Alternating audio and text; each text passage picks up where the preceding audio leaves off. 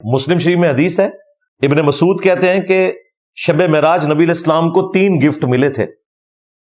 Number 1 5 نمازوں کا تحفہ، نمبر 2 سورۃ البقرہ کی آخری 2 آیات آمن الرسول بما انزل الیہ من ربہ والمؤمنون، اور نمبر 3 آپ کا جو کوئی امتی شرک نہیں کرے گا نا اس کے لیے مغفرت کی بشارت ہے، at the end of the day وہ بخشا جائے گا۔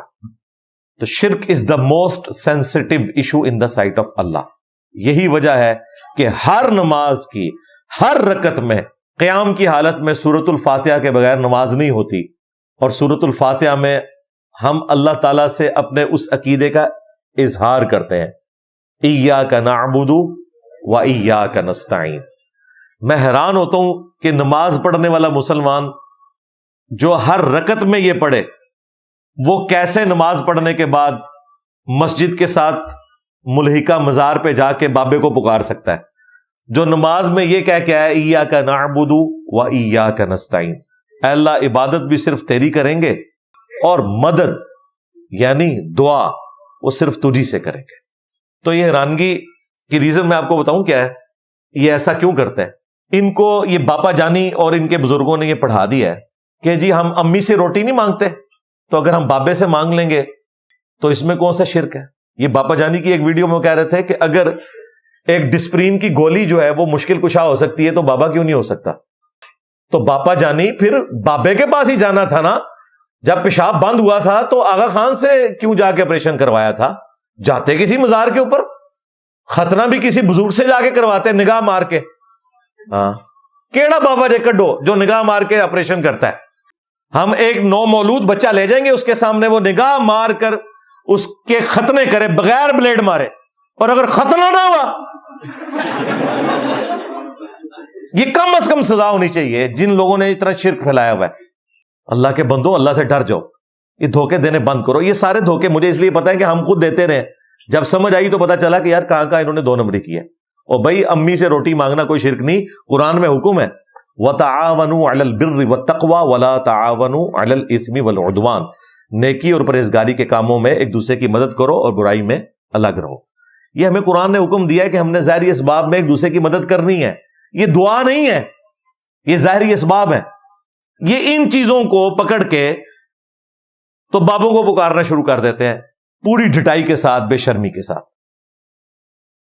ظاہری اسباب کا کوئی لینا دینا نہیں ہے کہ آپ غائب میں کسی کو مدد کے لیے پکاریں اس طریقے سے۔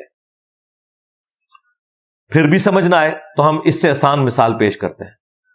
مجھے بتائیں بارش کون برساتا ہے؟ اللہ۔ ڈیوٹی کس کی ہے؟ فرشتوں کی۔ اگر ہم بارش فرشتوں سے مانگیں گے تو مشرک ہو جائیں گے۔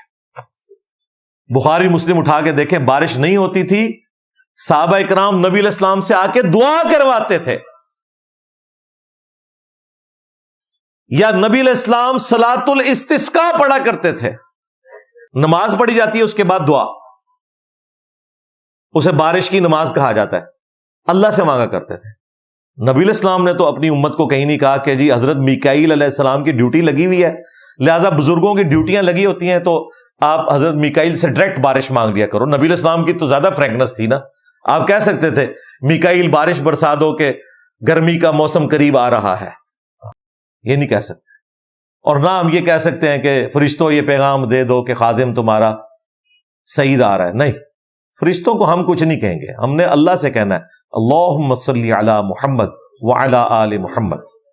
اللہ نے ہمارا درود و اسلام نبی علیہ السلام تک پہنچانا ہے۔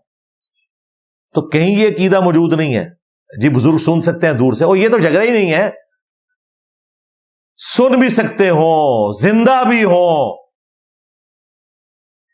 تب بھی آپ مدد کے لیے پکار نہیں سکتے، شرک ہو جائے گا۔ اسباب والا معاملہ ایک الگ سے ہے۔ نہیں جی ہم توسل اور وسیلہ کرتے ہیں، اللہ سے ڈر جاؤ، ہمیں توسل اور وسیلے کا نہیں پتا۔ توسل اور وسیلہ یہ ہوتا ہے کہ آپ ڈائریکٹ بابے کو کہتے ہیں یا شیخ عبد القادر جیلانی المدد۔ وسیلہ اور توسل تو یہ ہوگا اے اللہ تجھے تیرے نبی کا واسطہ میرا یہ کام کر دے، لیکن آپ تو ڈائریکٹ فرشتوں کو، بزرگوں کو، انبیاء کو پکارتے ہو، وہ تو استعانت ہے، وہ وائلیشن ہے ایاک نعبد و ایاک نستعین کی۔